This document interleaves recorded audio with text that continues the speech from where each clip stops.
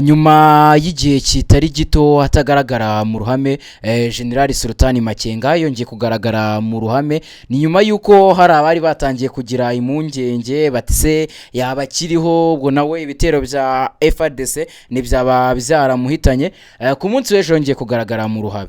Ese ubundi kuki abantu bagize impungenge yuko uyu General Sultan Makenga mugaba mukuru w'ingabo za AFC 23 benshi banavuga ko ari umuyobozi wayo mukuru, ibi byavuye hehe, kubera iki byaje?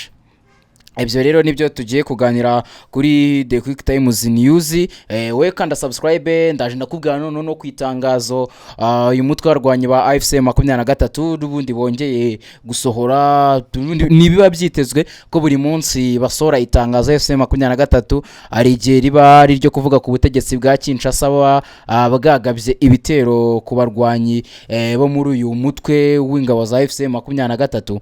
Kuri ubu rero tugiye kuganira kuri Sultan Makenga wagarutse ndetse n'iri tangazo rya FC 23. Uko nari mbikubwiye, we banza ukore subscribe ubundi ibintu bigende neza cyane, nanjye ubundi mbikuvira imuzi nimuzinga ngo ndi Benga Oziana. Reka duhere ku itangazo AFC 23 bashyize hanze. Bundi tuze tuganira no kuri Sultan Makenga wongeye kugaragara mu ruhame nyuma y'igihe kitari gito atagaragara mu ruhame. Mu rugendo rutaginduka rwo guhindura no kongera kubaka leta, AFC 23 ikomeje mu buryo bufatika gutegura icyiciro gishya cy'abayobozi. Nibyo AFC 23 nibikuye nabyo mu itangazo. Icyiciro cya mbere cyiswe Unit 001 uongozi bora cyangwa se imiyoborere myiza, gikomeje kongera imbaraga mu rwego rw'abayobozi ibihumbi bamaze guhugurwa mu bice bavuga ko byafunguwe. Muri rusange abayobozi 395 bo ku rwego rw'inzego z'ibanze za politike n'ubuyobozi bahawe amahugurwa yihariye hagamijwe kubaha icyerekezo kigaragara, guca burundu imikoreshe ishingiye ku nyungu bwite, kugarura ububasha bwa leta, guteza imbere kubana neza no kurandura imico mibi maze igihe bavuga ko yugarije Repubulika Iharanira Demokarasi ya Kongo kubera imiyoborere idahwitse ya leta ya Kinshasa. Ibirori byo gusoza aya mahugurwa byabaye ku wa 4 tariki ya 23 Mata 2026 mu kigo cy'amahugurwa cya Kanombe giherereye mu ifasi ya Rucuro. Byayobowe n'umugaba mukuru w'ingabo za RS Congolese Revolutionary Army, Major General Sultan Makenga.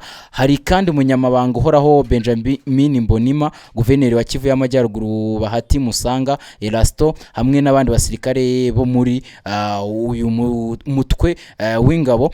Mu ijambo rikomeye umugaba mukuru w'ingabo Major General Sultan Makenga yasabye abarangije amahugurwa gushyira mu bikorwa vuba ibyo bize bakabikorera abaturage gusa. Yagaragaje ko iki cyiciro gishya cy'abayobozi ari ishingiro ry'impinduka n'iyubakwa rirambye rya Repubulika Iharanira Demokarasi ya Kongo.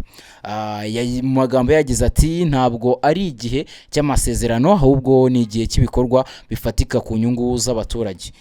Mu masezerano y'icyubahiro abarangije amahugurwa bavuze ko biyemeje kwitabira neza uyu murimo w'amateka bakomeza guteza imbere icyerekezo cy'impinduka kivugwa na AFC 23. Iryo ni itangazo byinshi bikubiye muri iri tangazo. Reka ngaruke nyuma gato kucyo bivuze kubona Major General Sultan Makenga abenshi batekerezaga ko ashobora kuba atakiriho nyuma y'urupfu n'ubundi y'uwari rya Colonel Wiringoma n'abandi hari abakekaga ko uyu nawe ashobora kuba yahitanwe n'ibitero bya Kinshasa ikunda kugaba mu bice biyoborwa na AFC 23. Icyo bishatse kuvuga kuganira n'abaturage mbere na mbere kwa Sultan Makenga ni motivation ku baturage ndetse no ku rubyiruko by'umwihariko rushyigikiye umutwe wa AFC 23 no kubategurwa cyangwa se kubazavamo abayobozi beza biri huriro ry'abarwanyi bo mu mutwe wa M23. Iyi Alliance Fleuve du Congo n'umutwe wagiye utakaza abayobozi benshi bitewe n'ibitero bya Kinshasa, ariko nanone nawo ukagera nawo wagabaga ibindi ariko mu nyungu z'abaturage kurusha uko hari mu nyungu z'ihuriro ry'abarwanyi ba AFC 23. hari igihuha cyari cyamaze gutangira kugenda gikwirakwizwa hirya no hino by'umwihariko muri Burasirazuba bwa Repubulika Iharanira Demokarasi ya Kongo, ati umuyobozi wa AFC 23 ntago akiri muzima. ni Sultani Makenga bakivuga nyuma yuko bundi n'umuntu wakundaga kujya mu ruhame, ariko nyuma yuko Wiringoma agabwe ibitero n'ingabo za Kinshasa, ibyo bitero bikaza no kumuhitana, ntago Sultani Makenga nawe twongeye kumubona mu ruhame kimwe n'abandi bayobozi batandukanye, hari na Corneille Nangaa nawe ntago akunze kugaragara cyane muri ibikorwa bya FC 23. Gusa noneho kugeza magingo aya kongera kugaragara noneho bari gutegura AFC 23 y'ejo hazaza. Ubo nubwo batavuga ko ari AFC 23 y'ejo hazaza, bashimangira neza ko ari ukubaka leta ya Repubulika Iharanira Demokarasi ya Kongo y'ejo hazaza, cyangwa se ubutegetsi bwa Kinshasa bushya.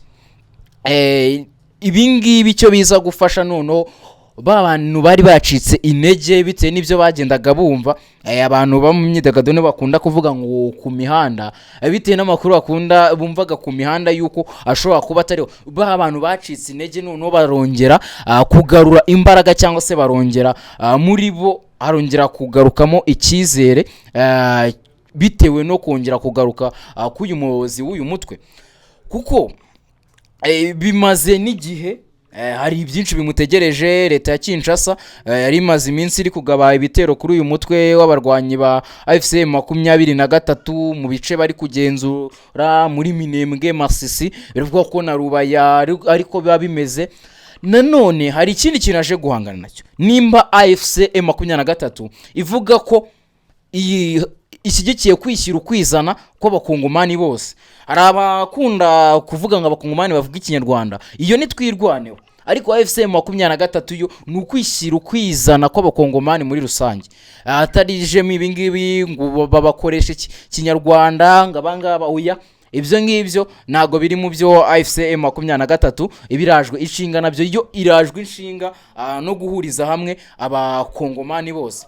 Ibi rero icyo impamvu nari mbivuze gutyo, hari amashize iminsi myinshi, nanone itari myinshi cyane, uko nko guhera tariki 20 hirya no hino ku isi mo haragenda habera imyigaragambyo y'abashyigikiye uyu mutwe w'abarwanyi, bari kunono bari kwamagana leta ya Kinshasa ku bwicanyi ikorera abakongomani bakoresha ururimi rw'ikinyarwanda cyangwa se abanyamurenge. Nawe cyo nono agomba guhangana nacyo mbere na mbere, n'uguhangana n'uburyo aza guhagarika ibingibi cyangwa se reaction aza kugaragaza kuri ibingibi. Ubwo reka dutegereze turebe uyu mugaba w'ingabo za AFC 23 Major General Sultani Makenga icyo azanye. Ese niki aza gukoraho? Ese dushobora kongera kubona n'abandi bayobozi tutari duherutse kubona mu ruhame hari ibyo batangaza, kuko nka Corneille Nangaa abantu bashobora kuba bakumbuye no kumubona hari icyo batangaza, kuko wagaragaraga cyane noneho muri iyi minsi ni Lawrence Kanyuka, umuyobozi n'umuvugizi w'iri huriro ry'abarwanyi ba AFC 23. niwe ibi byose byabaga watangaga amatangazo ahumuriza abanyekongo bagizweho ingaruka n'ibyo bikorwa bya leta ya Kinshasa, kandi ni nawe wasoraga amatangazo by'umwihariko binyujije kuri urubuga rwe rwa X ndetse n'urubuga rwa X rwa AFC 23. ubwo no gutegereza tukareba uburyo biza kugenda, turakomeza kubirebera hafi amakuru n'ubundi The Quick Times News nitwe tugomba kuyamenya mbere, natwe tugomba kuyatangaza mbere y'abandi bose. Reka ngushimire wowe kora subscribe nimba utarayikora, ubundi ibintu bigende neza cyane.